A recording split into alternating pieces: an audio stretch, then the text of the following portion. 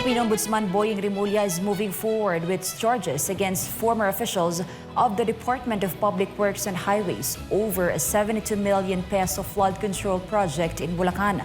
Meanwhile, former House Speaker Martin Romualdez is now under investigation for his alleged role in the scandal. More on this from Sheena Torno.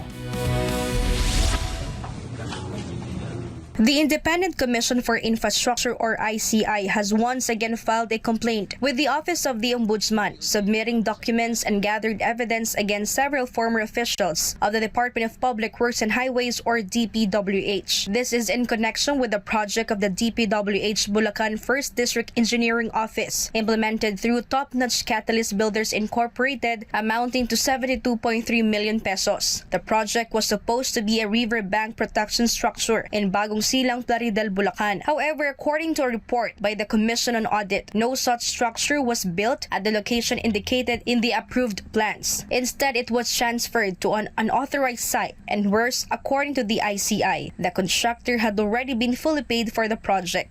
We recommend the filing of criminal and administrative charges against the following: former Secretary Manuel Bonoan of the DPWH, former USEC Ms. Maria Catalina Cabral, former DPWH Secretary Mr. Roberto Bernardo.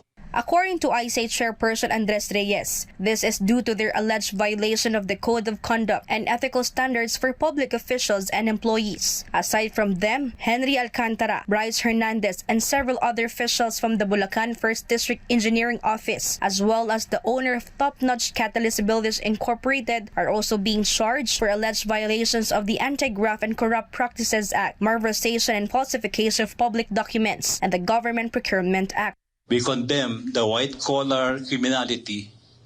We condemn the ninja style of manipulating the budget so as to please a few, greedy few. Ombudsman Jesus Crispin Remulla announced that the filing of court cases against those involved in the anomalous project will be done earlier than initially scheduled. In particular, the first and second batches of cases recommended by the Independent Commission for Infrastructure to the Ombudsman are expected to be filed by November 11 this year. This is earlier than the previously announced date of November 25, after the accused submitted their counter affidavits this week.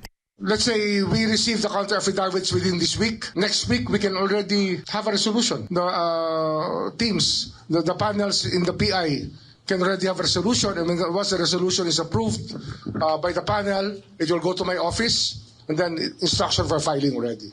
So hopefully, kung ngayon ay November 4, by November 11, baka meron na kami na-file sa korte. Remulla further stated that they are still investigating several other cases related to the anomalous project, including his directive to create a new task force to focus on the projects of the Villar family. This is because, according to him, the Riverside project stretching from Bacoor City to Muntinlupa City is worth billions of pesos. He added that this project needs to be closely monitored by a separate team from the Office of the Ombudsman.